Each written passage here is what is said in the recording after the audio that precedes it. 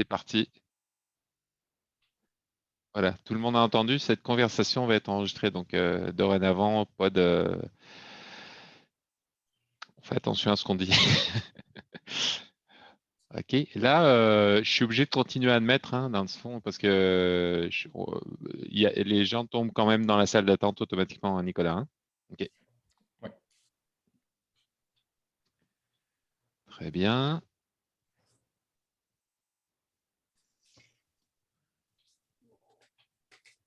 OK, 11h59, on va attendre, on va se donner 2-3 minutes pour attendre les retardataires ou ceux qui arrivent tout simplement à l'heure.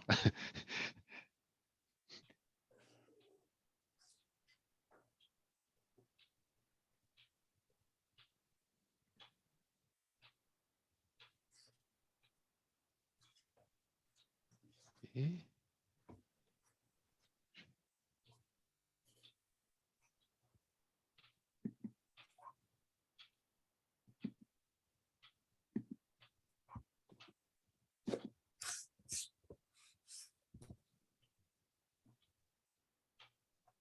Est-ce que vous voyez mon écran d'accueil du Meetup? Oui. OK. Oui, je vois.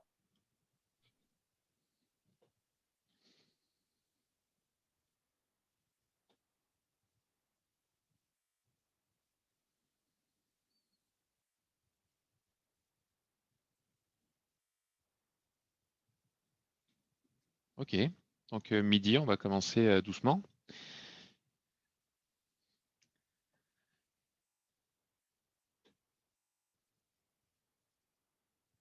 Est-ce que vous voyez juste l'écran de la diapo ou vous voyez aussi, admettons, la liste des participants non, vous voyez juste mon écran, ma diapo, hein, Meetup Oui, mini-conférence. on voit juste OK, parfait.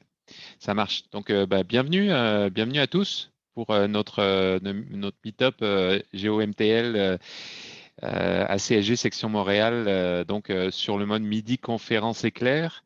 Donc mini conférence éclair parce que c'est 4 conférences éclair, bon disons 10 minutes, on est entre l'éclair et puis la on est plus tout à fait dans l'éclair, mais quand même, vous comprenez le principe. L'idée, 4 conférences regroupées, maximum 10 minutes, et puis on regroupe les questions à la fin de la présentation. On aura aussi quelques petits points d'information, en particulier sur l'événement Géocongrès organisé par nos collègues de la CSG section Champlain. Donc, au niveau de l'ordre du jour, donc on a, ça c'est pour les administrateurs de la CSG, on a enlevé la portion brise-glace pour des questions logistiques, je dirais. Donc en fait, ça nous donne un petit peu plus de marge pour attaquer dans les temps la première présentation, qui sera une présentation de Cédric Pelletier de la compagnie Jacarto sur les possibilités qu'offre la 3D à créer de la donnée 2D. Ensuite, à 12h25, c'est Julie Bernadou de la compagnie Mobileye qui va nous présenter le service de données Mobileye. Ensuite, on continuera avec German Gonzalez de la compagnie Consortec qui va présenter 2 exemples d'utilisation des API avec l'ETL FME. Et on finira à 12h45 avec Geoffroy Richer-Lalonde d'Hydro-Québec qui nous parlera d'une plateforme de coordination des projets et travaux volet transport. Par la suite, tout dépendant quand est-ce qu'on aura terminé, il nous restera 5-10 minutes pour poser des questions et clôturer l'événement, encore une fois, par quelques petites informations d'ordre général.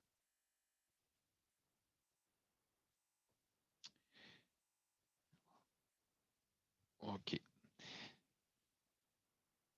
Sur,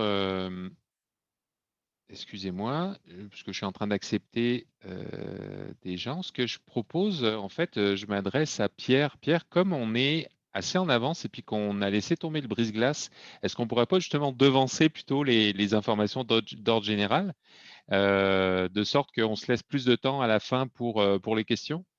Est-ce que tu serais prêt à faire un petit point sur le Géocongrès? Ça te va? ou tu es en mute, Pierre? Sinon, je peux aborder peut-être d'autres points généraux en attendant. Tu es toujours sur mute, hein, Pierre?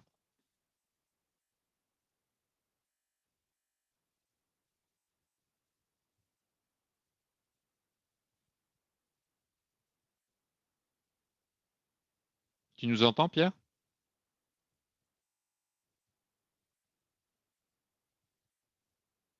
Est-ce que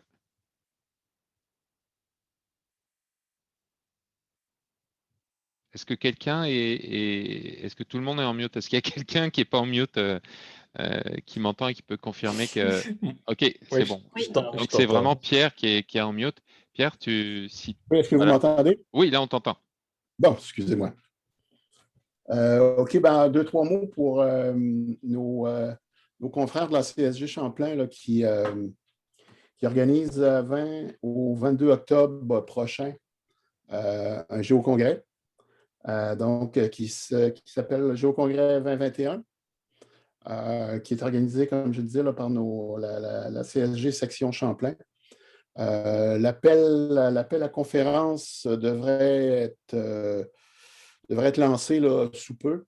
L'appel à partenaires est déjà en cours. Il y a déjà quelques partenaires là, qui se sont manifestés pour participer au Géocongrès. Donc, ceux qui veulent plus de détails, Géoquébec 2021.ca. Vous allez avoir tous les détails et toutes les informations là, sur le déroulement là, avant l'événement là, du 20 au 22 octobre 2021. Parfait, C'est bon? merci Pierre. Oui. Nicolas, petite question. J'ai désactivé la salle d'attente. Est-ce que ça veut dire que justement les gens rentrent directement dans l'activité? Ça devrait, hein? Ça devrait, hein? Ok. Mm. C'est bon. Est-ce que bon, là, je vais voir. Est-ce qu'on peut savoir combien on est? On est 54. 54. On est 54? Un très beau chiffre. OK.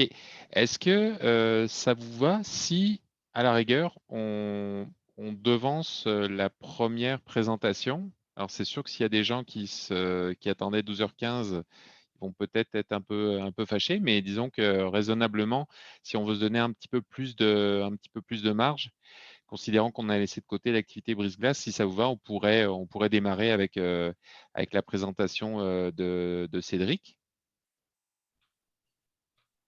Est-ce que ça fait du sens? OK, parfait. Donc à ce moment-là, je vais proposer à Cédric Pelletier de Jacarto de prendre le relais pour ce qui est de partager sa présentation. Et donc bonne présentation à tous et merci encore de votre présence aujourd'hui avec nous. Merci, Julien.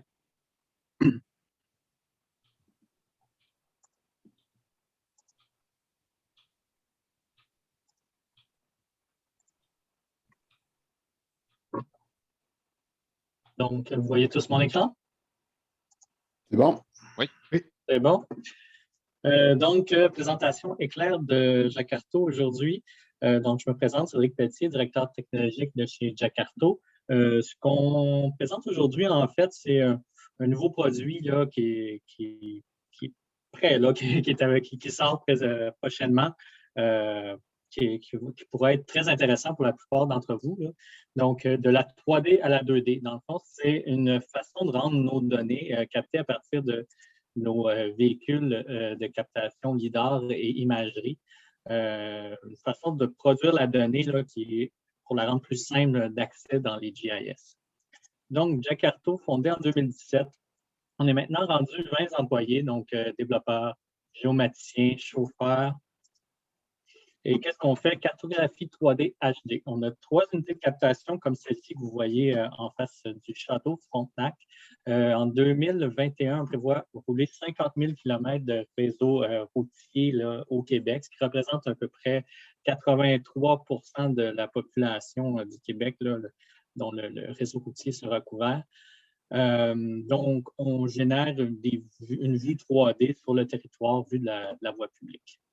Les données sont très faciles d'accès par notre service Jackarton. Donc, on diffuse en ligne toutes les données sur Jackarton. Si vous allez sur notre site web, vous allez voir le lien pour entrer. Vous pouvez essayer une période d'essai de 15 jours pour naviguer à travers les zones qui ont été capturées jusqu'à maintenant. Nous sommes maintenant, depuis 6 mois, partenaires Esri. Donc, ça permet de vraiment, avec ArcGIS, de passer de un à l'autre facilement. Donc, de notre jumeau numérique à la carte et de la carte au jumeau numérique. On est toujours très actif là, en recherche et développement. Donc, on travaille avec des centres de recherche, l'Université Laval, d'autres universités sur plein de nouveaux produits à partir des données riches qu'on collecte.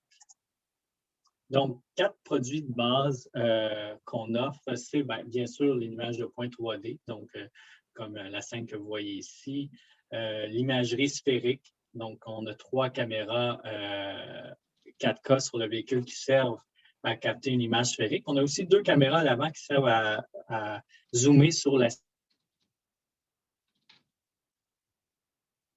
signalisation.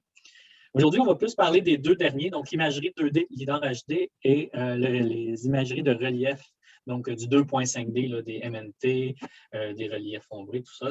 Donc, c'est des nouveaux produits disponibles. Donc, ça va être quelques exemples. Je vais défiler à travers des vues d'un quartier de la ville de Longueuil. Donc, c'est différents produits cartographiques sous forme de raster que vous êtes habitués de voir sur peut-être en basse résolution venant d'avions. Nous, on convertit notre LIDAR capté à partir des unités mobiles pour en faire des versions très haute résolution qui sont très, très riches. Là. Donc là, on le voit de loin. Donc ici, on a un DEM de route. Ici, on a un relief ombré. Donc ici, j'ai combiné le relief ombré venant du ministère de Forêt et Faune au nôtre. Donc, on voit au niveau des rues qu'il y a un très haut niveau de détail. Les prochaines slides, on va voir le zoom là-dessus, donc à quel niveau de détail on peut aller. Ici, le DEM combiné au relief ombré. Donc, on voit déjà que ça devient de plus en plus riche. Donc là, on était en 2.5D. Là, ici, ce qu'on affiche, c'est l'intensité. Donc, au lieu d'être le Z en valeur, ça va être l'intensité du scanner 3D. Ici, c'est la couche sol provenant de nos scanners qui est extraite. Donc, on voit seulement le sol. Et là, je viens ajouter tout ce qui est hors sol. Donc, on voit bien les arbres, les maisons, tous autres éléments. Là, je les ai mis tous sur une couche, mais on sépare ces éléments-là aussi, là, arbres, bâtiments, voitures, tout ce qui peut être séparé, le câble électrique, poteau électrique peut être séparé sur des couches différentes ou sur des classes différentes sur ces couches-là. Ici, de loin, c'est un peu difficile de voir le détail, mais c'est un raster de pente, en fait. Donc là, on va bien voir les détails là, quand on va zoomer tantôt sur les bordures, les entrées charretières, les badauds pavés. Donc, on zoome un peu. Le même relief ombré, donc on est encore plus près. Donc là, on voit très bien les bordures, très bien les entrées charretières. Donc, pour, par exemple, le drainage, le stationnement, c'est très pratique. La même est combinée au DEM.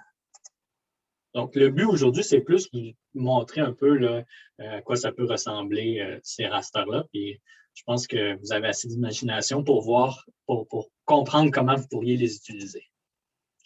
Tantôt, on parlait des pentes. Là, on est déjà plus près. On voit là, c'est très simple là, de voir les entrées charretières, les bateaux pavés sur le bord des trottoirs. Et là, on zoome une dernière fois pour aller en intensité sur une traverse piétonne. Donc, le raster, au final, là, il a été produit avec des pixels de 5 cm de résolution. Donc, on va remarquer énormément de détails, le marquage, la qualité du marquage, les fissures, les puisards, exprimés de différentes façons, donc avec le DEM combiné, seulement le relief ombré qui nous permet de bien voir que, par exemple, le trottoir a été cassé ici pour créer l'entrée vers le bateau pavé. On va même jusqu'à remarquer là, les puisards et les trous d'hommes, tous ces détails-là. Et le tout combiné. Donc, encore là, ici, les pentes, c'est là que ça devient plus intéressant. Là. On vient vraiment voir tout le détail. Et ça peut être très intéressant. Donc, c'est sous forme d'aspect. Donc, le DRM affiché sous forme d'aspect, donc qui nous donne une position exacte du centre-ligne de la rue. Donc, si vous voulez refaire des centres-lignes, par exemple, ben, c'est très utile d'utiliser cette couche raster-là. Tous ces rasters-là vont être bientôt offerts là, sur un service web qui est développé par nos amis d'Anagraph. Donc, tout ça devrait être disponible là, dans les semaines qui suivent. Là. Donc, vous pourriez vous connecter à ça et ajouter ça dans vos cartes. On a un webinaire qui s'en vient le 22 juin. Donc, je vous invite là, à nous suivre sur LinkedIn et peut-être vous inscrire. On va voir plus que des rasters. On va voir vraiment tous les produits possibles chez Jacarto. Donc, merci de m'avoir écouté. Puis, n'hésitez pas à me poser des questions là, à la fin des présentations. Merci. Merci Cédric. Donc, comme on l'a dit, et pour les personnes qui arrivent et qui sont arrivées en cours de route, on vous demande de réserver vos questions pour la fin. Par contre, ça ne vous empêche pas de les poser, pour ne pas les oublier, de les poser dans le chat de la rencontre. Donc, à ce moment-là, on passerait à la deuxième présentation de Julie Bernadou de Mobileye sur le service de données Mobileye. Ok, vous pouvez bien m'entendre. On voit bien ton écran. Et vous m'entendez. Et on t'entend, Julie. Super. Très bien. Écoutez, merci déjà de m'accorder ces quelques minutes pour présenter les services de Mobileye.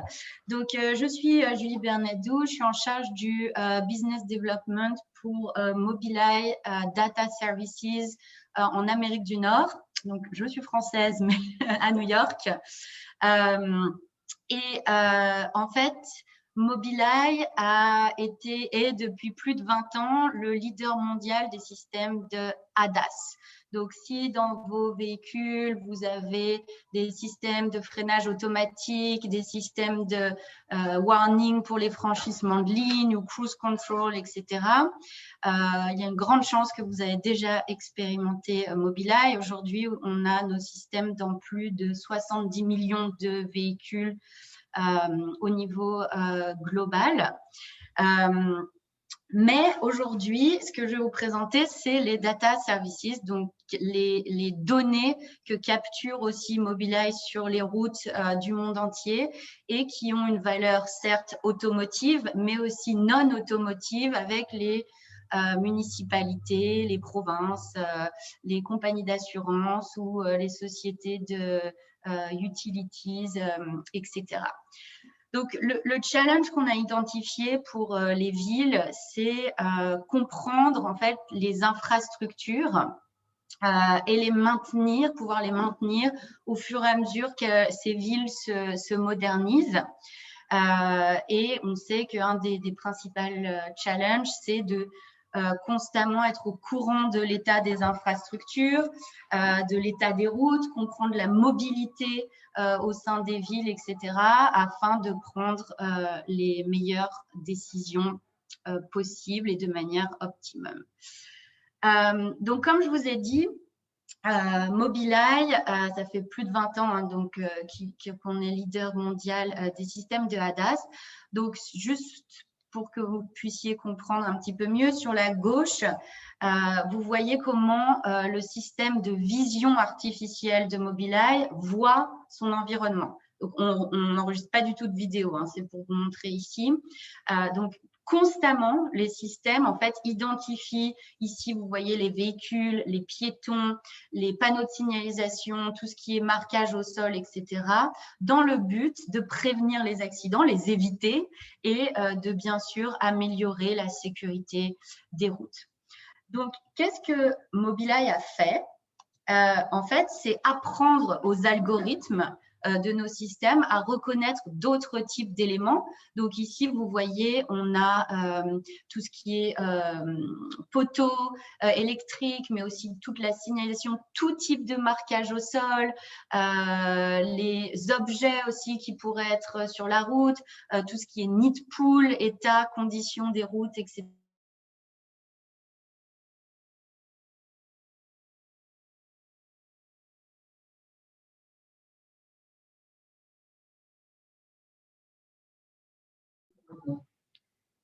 Excusez-moi, j'ai été complètement kicked out de ce call. Est-ce que vous m'entendez? Ah mince. Oui, on t'entend bien. Oui. Ah, Oui, on vous super. entend. Bon, Désolée pour ça. Ok, donc il faut que je repartage mon écran. Vous le voyez toujours? On voit Sur plus votre mute, écran. Julien, tu es sur Oui, mute. je suis sur mute, ça va bien pour donner mes indications à Julie. Oui, c'est ça, juste repartager ton écran, Julie. Puis Ok, on a va perdu faire à peine ça. 5 secondes de ton. Oui. Toutes mes excuses, je ne sais pas du tout ce qui s'est passé. Mais voilà, c'est les joies du direct. Ok, donc comme on n'a pas beaucoup de temps, donc hop, je ne veux pas le perdre, allons-y. Comment est-ce que cela fonctionne?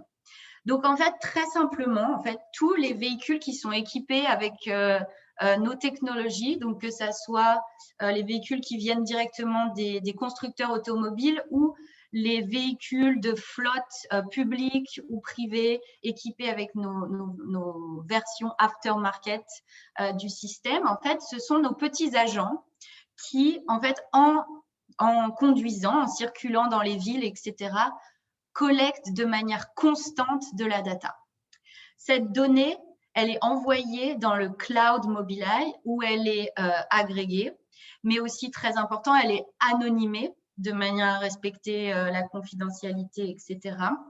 Elle est aussi compressée de manière à ce que, donc la métadata en fait que l'on collecte, elle est compressée de manière à être légère et aussi facile de transfert, etc. Donc, on dit généralement, c'est à peu près 10 kilo-octets par kilomètre de route collectée. Et en fait, elle est restituée sous forme de briques JS, donc GIS, sous forme GeoJSON file, donc de cette manière compatible avec toutes les plateformes de cartographie que vous pouvez utiliser. Mobileye est aussi un partenaire de Esri avec ArcGIS, mais n'importe quelle plateforme cartographique peut lire les données qui sont envoyées via API. Donc, comme vous l'aurez compris, en fait, c'est vraiment ce qu'on appelle le crowdsourcing. En fait, c'est tous ces petits agents qui constamment collectent la data, qui permettent d'obtenir quelque chose d'assez unique, en fait, parce que c'est de la data qui est constamment fraîche et aussi précise, et ce qui permet de envoyer, en fait, cette data aux villes, par exemple, toutes les semaines, tous les mois, tous les trimestres, en fonction de l'utilisation. Donc, au niveau des groupes de data, ce qu'on collecte, c'est la data statique des infrastructures. Donc, comme j'ai dit, les panneaux de signalisation, les pylônes électriques, les gardes, je ne sais pas comment on dit, guardrails, etc. des routes, mais aussi l'état, la condition de la route, avec les nids de poules, etc. Et la data dynamique, qu'on appelle dynamique, donc ça va être tous les flux de mobilité au sein de la ville, des véhicules, des piétons, des cyclistes, etc. Donc, ici, vous avez une petite liste non exhaustive en fait, d'exemples d'infrastructures que je peux vous fournir après cette présentation si besoin de toutes les GIS layers qu'on peut fournir. Mais en fait, ce qui est très intéressant, au-delà du fait que c'est toujours up-to-date, etc. Ce qui est intéressant, en fait, c'est de superposer ces informations avec d'autres infos, notamment, par exemple, la présence de panneaux de signalisation avec ce qu'on appelle le Road Risk Score, donc le niveau de risque par segment de la route, pour comprendre l'impact des uns avec les autres. Je vais vous montrer quelques exemples. Donc ici, comme je vous ai dit, aussi les informations sur l'état des routes, etc. en temps réel. Là, par exemple, vous avez la ville de Barcelone qui a équipé toute sa flotte publique avec nos systèmes pour constamment collecter ce genre d'informations sur la sécurité. Et en fait, donc, ils ont voilà, tous les niveaux de freinage, etc., le nombre d'accidents évités par nos systèmes. Et ce qu'ils font, en fait, c'est régulièrement de superposer avec d'autres infos, notamment la présence de pistes cyclables, les panneaux de signalisation, comme je vous ai dit, les systèmes de feu, de circulation, etc., pour avoir des réelles informations, en fait, parce que c'est bien joli d'avoir toute cette data, mais qu'est-ce qu'on en fait pour prendre de meilleures décisions et surtout prioriser la maintenance, etc. Un autre exemple ici à New York, où en fait, ce qu'ils ont fait, c'est qu'ils ont superposé la présence de pistes cyclables existantes avec les flots, le volume de cyclistes dans ces rues pour identifier si les pistes cyclables étaient bien utilisées ou non. Et comme vous le voyez sur ce plan, il y a certaines routes où on n'a même pas de pistes cyclables, mais un flot important de cyclistes. De la même manière avec les piétons, donc ici c'est près de Paris, où c'est la compagnie Transdev qui a utilisé cette data en fait pour comprendre le schedule, l'agenda des horaires de bus par rapport au volume de piétons à certaines heures du jour, de la nuit, en fonction des jours, etc. Donc là, c'est plus une problématique de mobilité. Et last but not least, comme on dit, les informations qui requièrent du live traffic. Donc, par exemple, connaître en temps réel le flot de trafic sur les routes, les différentes vitesses à laquelle vont les véhicules, etc. S'il y a des zones de construction, pour ceux qui sont à Montréal, je sais que ça c'est une problématique importante. S'il y a un piéton ou un cycliste sur une voie rapide qu'on veut vraiment éviter, donc ça c'est une information qu'on peut donner presque en direct. S'il y a un véhicule stationné ou un danger comme un objet sur la route, etc. Donc, voilà pour ce qui est de l'offre Mobileye en quelques minutes. C'est une présentation que je fais d'habitude en 1 heure et en anglais. Donc, un peu challenging. Mais si vous avez la moindre question ou que vous souhaitez un peu plus d'informations, n'hésitez pas à nous contacter et ravi aussi de répondre à vos questions à la fin de cette session.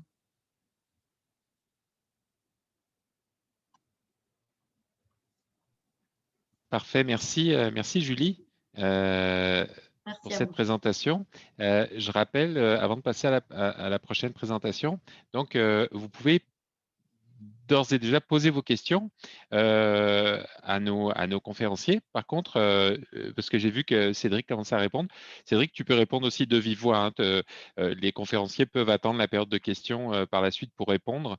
C'est juste qu'on prend de l'avance pour ne pas oublier nos questions. On les pose maintenant, mais par la suite, je m'assurerai de passer en revue les questions qui sont posées dans le chat, dans l'ordre finalement d'insertion de ces questions. Donc, à ce moment-là, ça nous mènerait à la troisième présentation, qui est une présentation de Germán González de la compagnie Consortec et qui va nous parler de 2 exemples d'utilisation des API avec FME. Donc, bonjour Germán, si tu veux bien partager ton écran et je te laisse continuer. Oui, est-ce que tu m'entends? Oui, parfaitement. Est-ce que tu vois mon écran? Oui. OK. Ben, merci pour cet espace. Mon nom, c'est Germán González, expert conseil en intégration de données. SIG chez Consortec. Et puis, je vais juste vous montrer deux petits exemples d'utilisation des API publics avec FME. Donc, mon premier exemple. OK. Ah non, avant d'entrer dans les exemples, une API, ça fait pour l'application Application Programming Interfaces. En fait, c'est juste un moyen de communication entre des clients, des serveurs. Dans les exemples que je vais vous donner, BFME, c'est juste une application, on pourrait dire ETL, pour ceux qui ne le connaissaient pas. Il va jouer les rôles de client et puis les fournisseurs des API qu'on va regarder aujourd'hui, ils vont jouer les rôles de serveur. Et puis dans FME, le transformer qui gère ce type d'opérations, ça s'appelle le HTTP caller. Et puis par la suite, la réponse de cet appel ou de cette communication, ça pourrait être tout simplement consommé par des processus faits par FME. OK. Premier exemple, MoveBank, c'est en fait, mon exemple est tiré d'une, attends, je vais juste bouger ça. C'est tiré d'un exemple d'un article du site de Save, le fournisseur de FME. Donc, le lien est sur la présentation. Vous allez pouvoir après jouer vous-même. Mais sinon, l'exemple, c'est tiré d'un site qui s'appelle MoveBank. Et puis, MoveBank, c'est juste un site qui fait la géolocalisation des animaux. Donc, et puis, ils sont une API. Les voilà. D'ailleurs, une chose importante, c'est que l'API est publique. Donc, vous allez juste à ouvrir une compte pour pouvoir l'utiliser, mais sinon, c'est gratuit, au moins quelques données. Et puis, donc ici, on va se concentrer sur une étude il faut que je me rappelle comment s'appelle l'animal. Et puis, Pigage à tête blanche, le Bald Eagle en anglais, en Colombie-Britannique. Comme je disais, on va utiliser les Basic Authentication. C'est donc pourquoi j'ai choisi cet exemple, c'est parce que l'authentication, c'est pas mal facile. Et puis, l'objectif, c'est trouver la localisation ou les différentes positions dans l'année d'une ou plusieurs pigages. Donc, au lieu de vous montrer ça, je vais aller directement dans FME, puis vous montrer un peu en action ce petit exemple. Donc, comme j'ai mentionné, le HTTP caller, c'est le transformer où on va faire l'appel. Dans cette cas-ci, la première partie, j'ai déjà extrait une information sur les différents animaux. Et puis, je me suis créé une petite table juste pour sélectionner lesquels des animaux que je vais faire le processus ici. Et puis, cet animal, je vais l'envoyer comme paramètre dans l'appel à l'API. Ici, c'est l'URL pour faire l'appel avec les différents attributs. Puis aussi, c'est l'authentification. Moi, il y a plusieurs méthodes. Je pourrais les mettre ici dans le header, les user et password. Je pourrais faire ici dans le type d'identification basic, puis mettre mon nom d'usager, password, mais finalement, une bonne pratique, c'est de faire les web connections parce que le web connection est stocké dans la machine et non pas dans les fichiers. Donc, au niveau de sécurité, c'est mieux. Ensuite, je vais sauvegarder ça dans un fichier. La réponse est en CSV. Et puis, juste à noter, ici, c'est l'animal que je vais choisir pour le processus. Par la suite, je vais juste lire le CSV exposer les attributs. Je vais simplifier les dates juste pour, au lieu d'avoir une date longue en ISO, je vais voir juste les mois puis les jours. Comme ça, je pourrais savoir dans quelle période de l'année que la localisation quelconque se trouve dans l'année. Ensuite, je vais créer la géométrie des points. Et je vais juste faire une classification dépendant de les dates simplifiées que j'ai tirées. Je vais juste regrouper par saison. Et ensuite, je pourrais l'héberger finalement, créer ma donnée où je veux. Dans cet exemple, je vais le faire dans ArcGIS Online. J'ai juste à donner mon connexion, encore une fois, une connexion web qui contient l'information d'identification. Ensuite, le nom de la table, puis les attributs. Et si je roule, je vais pouvoir faire l'appel à l'API, ensuite faire le processus que je viens de mentionner et je vais pouvoir aller regarder dans ArcGIS Online ici. Bon, il y en a un exemple déjà tiré. On peut voir ici les étiquettes. Pour cet animaux spécifique, on voit qu'il passe l'été vers le nord directement. Dans l'automne aussi, il est ici concentré. Ensuite, l'hiver, il descend plus au sud, puis il revient tranquillement le printemps. Je vais voir ce deuxième animal, on peut réfléchir. Ce que j'écrase à chaque fois, m'a donné, juste pour voir un animal. Et puis, je peux voir les comportements un peu semblables.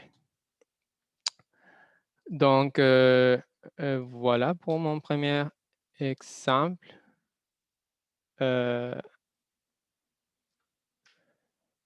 Bon, et mon deuxième exemple, c'est encore plus simple. C'est l'utilisation de l'API d'Adresse Québec pour une petite outil de géocodage. Donc, dans ce cas-ci, il n'y a pas d'authentification requise. Et puis, c'est tout simplement pour géocoder une adresse. La réponse, par contre, dans cet exemple, il est en JSON, à différence de celle que je viens d'exprimer, qui était en CSV. Ici, la documentation de l'API, juste pour référence, c'est un petit fichier PDF. Et puis ici, il y a les différents paramètres qu'on doit setter dans l'appel. Donc, single line, c'est le nom de l'attribut qui doit contenir l'adresse que je vais regarder. Et la réponse, le F, je peux choisir la réponse dans quel langage. Dans ce cas-ci, je vais choisir PJSON juste parce que le P, j'imagine, c'est pour Pretty Print. Donc, ça va être plus facile à digérer visuellement par des humains. Donc, même principe, j'ai ici mon paramètre que j'ai créé pour entrer l'adresse. Dans ce cas-ci, je veux juste entrer l'adresse de Consortec, de bureau de Consortec. Et puis, par la suite, je veux, comme je mentionnais, il y a deux paramètres importants. L'adresse qui va tirer de mon paramètre. Et puis, la réponse dans preprint JSON. Voici l'URL. Et puis, il n'y a pas d'identification.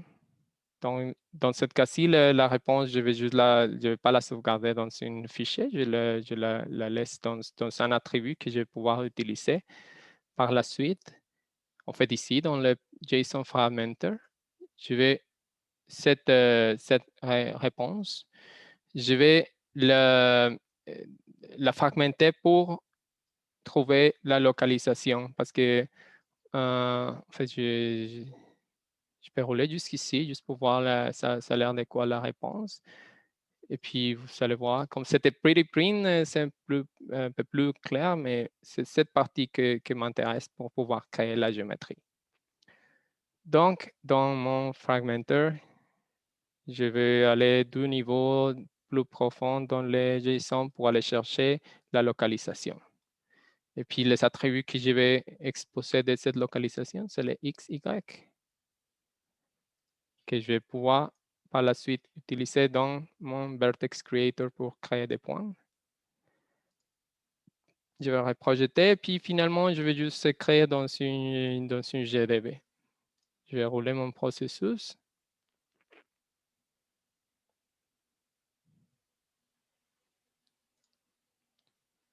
Et puis, je vais pouvoir tout de suite, en fait, je vais le voir un peu plus grand. Je vais voir dans l'application, c'est pareil pour l'inspection des données. Et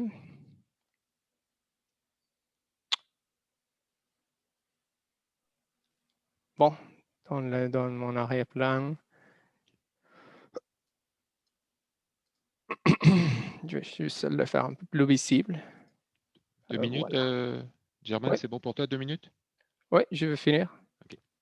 Donc, ici, on peut regarder la localisation du bureau de Consortec proche des quartiers d'Istrand. Donc, avec ça, c'est fini. Je suis là pour répondre des questions si vous en avez. Et vous pourriez, avec les liens, vous amuser vous-même à faire des appels à des API publics. Merci. Merci, Germaine. Donc, ça nous mène à la 4e et dernière conférence avant de passer à la période de questions. Donc, on accueille Geoffroy Richer-Lalonde d'Hydro-Québec qui va nous parler d'une plateforme de coordination des projets et travaux. Donc, j'imagine peut-être pour la division des transports d'Hydro-Québec. Geoffroy va nous le préciser à l'instant. Bonjour. Donc, ouais, quand on parle de transport, c'est TransÉnergie. Donc, c'est la grande division qui s'occupe du transport d'électricité à grande échelle. Donc,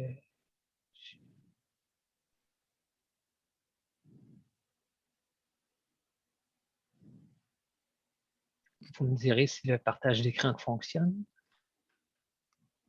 Encore.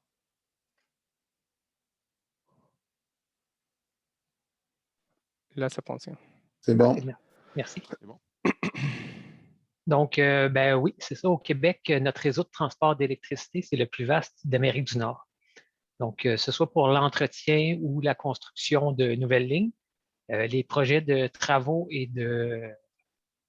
les projets et travaux se planifient des années à l'avance.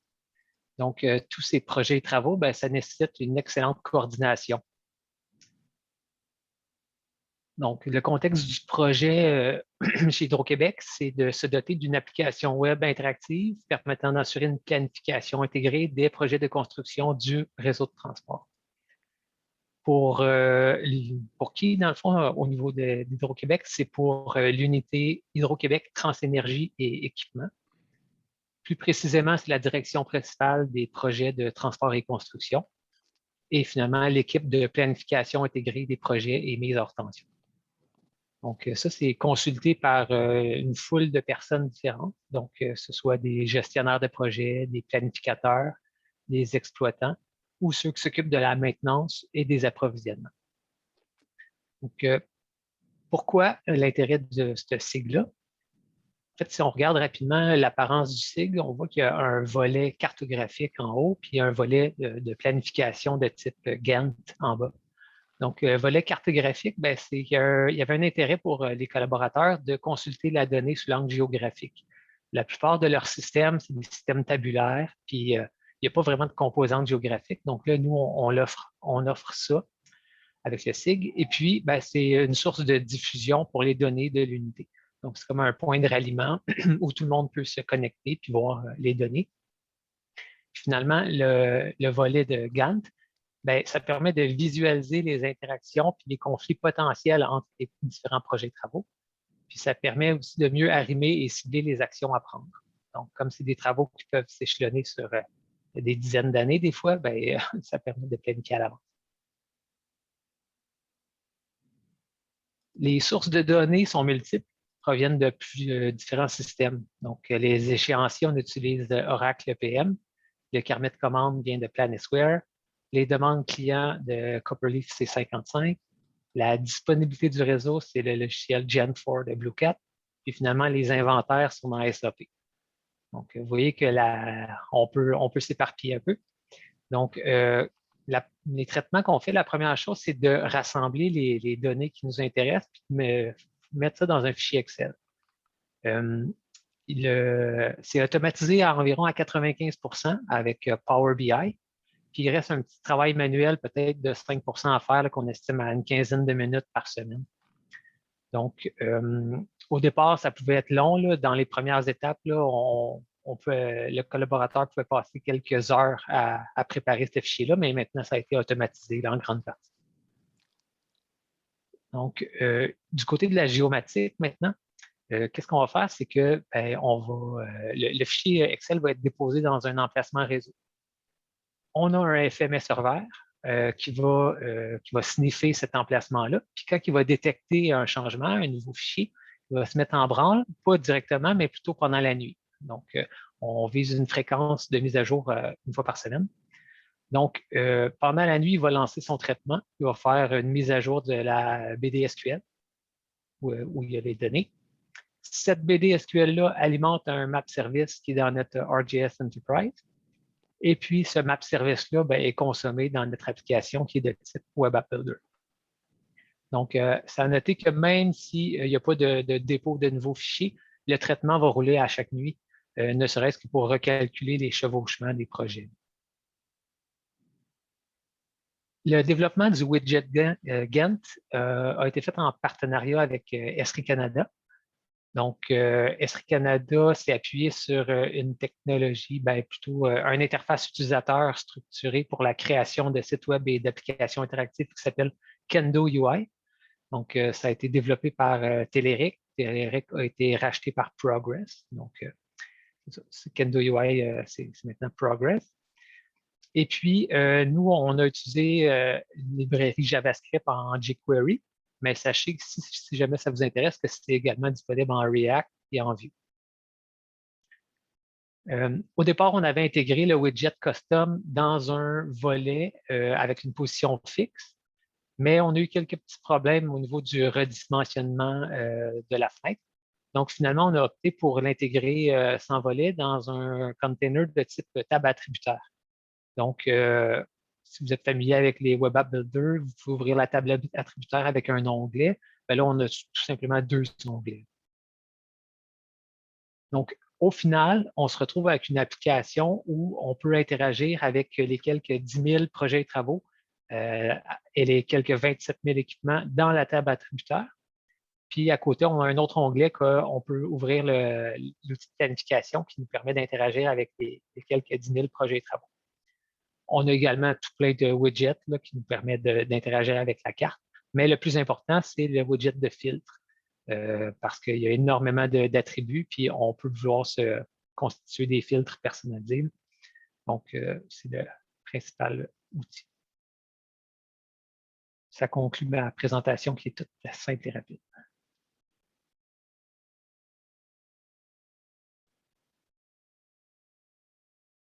Julien, on ne t'entend pas.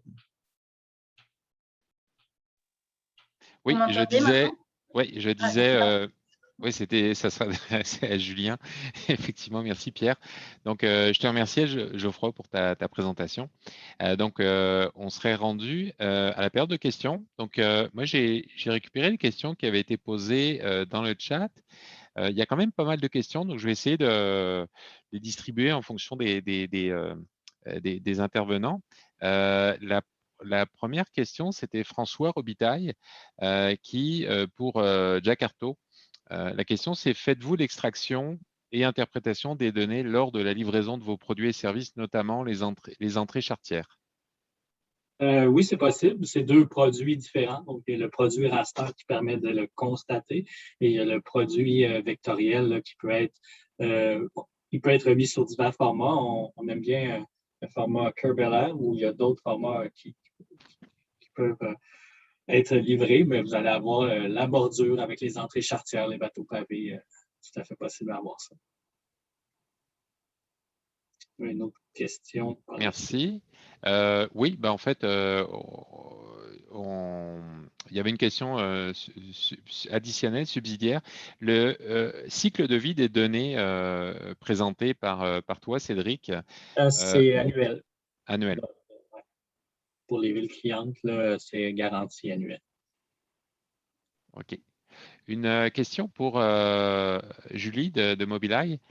Pour la grande région de Montréal, vous visez quelle échéance pour avoir assez de véhicules sur les routes pour suffisamment alimenter vos BD, vos bases de données? Très bonne question. C'est déjà le cas.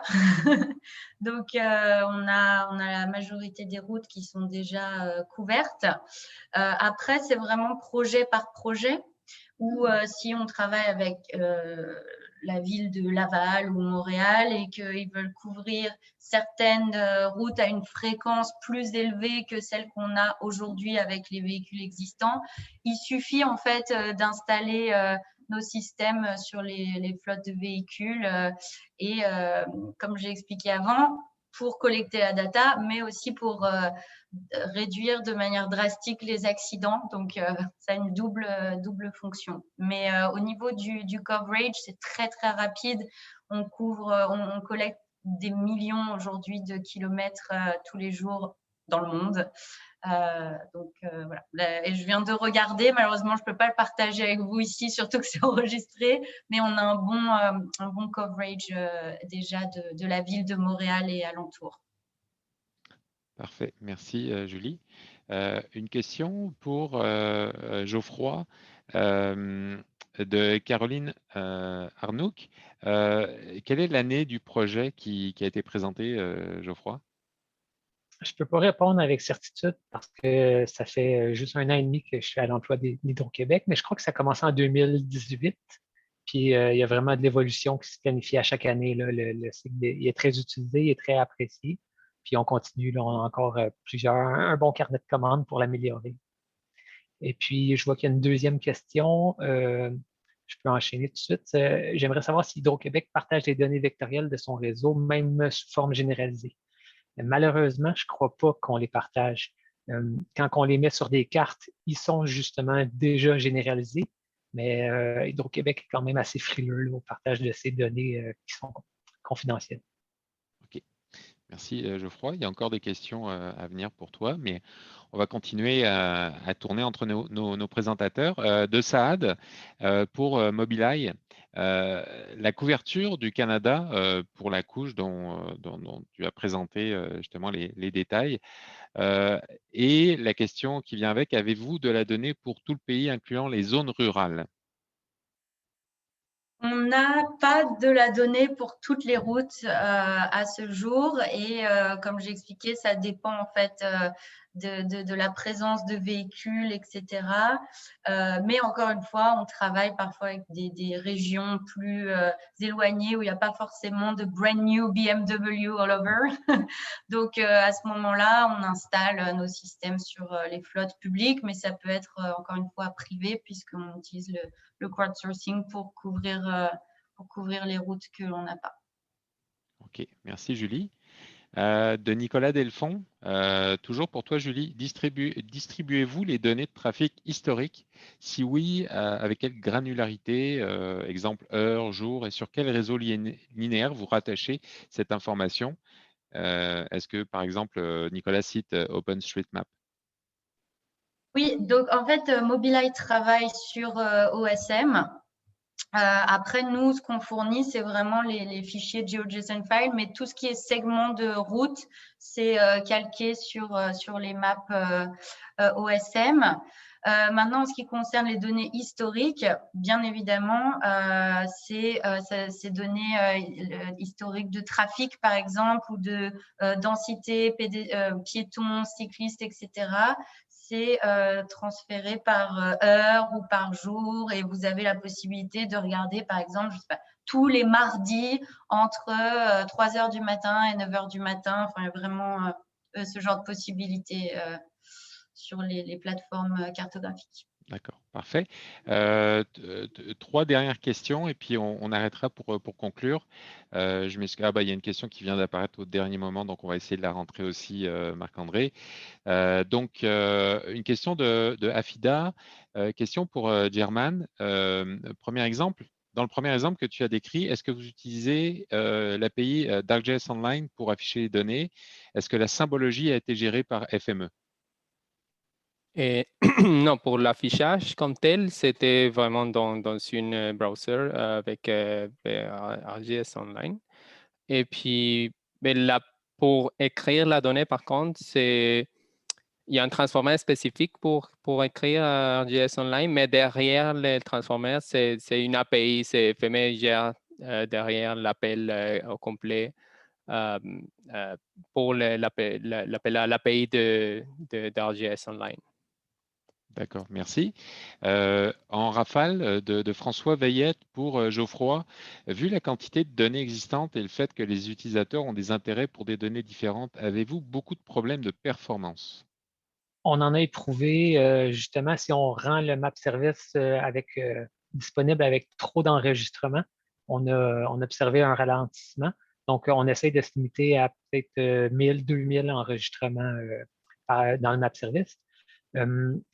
Mais dans le fond, on sait qu'on ne pourra pas, par exemple, là, une évolution future, ça serait d'ajouter les étapes de travaux. Donc, chaque projet de travaux redécoupé en, par exemple, 100 étapes. Puis là, ça, on sait que ça ne tiendra pas le coup. Donc, oui, on a eu des problèmes de performance, puis on essaie de les mitiger. OK. De Caroline Arnaud, justement, toujours Geoffroy, est-ce que ce projet a été réalisé avec Esri Canada? Donc, on comprend peut-être en partenariat avec Esri Canada? Tout à fait. On a fait appel à des développeurs d'Esri Canada. OK. Et dernière question de Marc-André.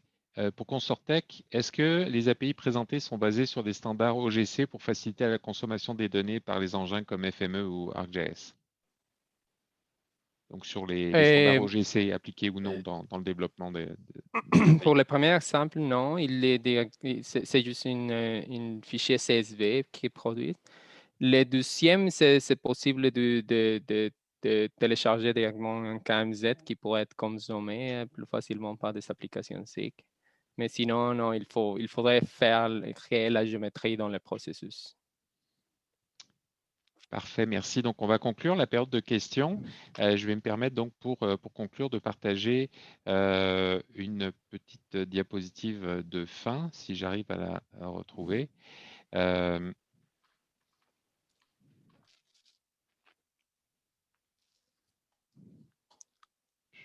Donc, vous voyez la diapo. Donc, en fait, merci encore aux conférenciers. Effectivement, comme Julie l'a dit, des fois, c'est un exercice un peu délicat de comprimer une présentation en quelques minutes. Vous avez fait ça excellemment. Donc, merci encore de votre participation. Merci à tout le monde pour l'auditoire pour votre participation à ce deuxième meet-up en mode présentation, je dirais pas en rafale, mais en tout cas, le nom m'échappe, mais vous comprenez. Midi éclair, voilà, je cherchais le mot, midi éclair. N'oubliez pas que vous pouvez présenter vos projets, proposer des thématiques pour les prochains meet-up, pour les prochaines activités de la CSG. Donc, si vous avez des idées, suggestions sur le modèle, sur ce qu'on vous propose, ou carrément des idées de présentation que vous souhaitez amener autour de la table, n'hésitez pas. Et vous avez donc les différents moyens pour rejoindre l'équipe de la CSG. Donc, à moins que quelqu'un veuille partager une information, ça serait pas mal le mot de la fin pour notre meet-up d'aujourd'hui. C'est bon pour tout le monde? Merci beaucoup et bon après-midi à tous. Salut tout le monde. Bonne journée. Merci. Merci beaucoup. Bonne journée à tous. Merci.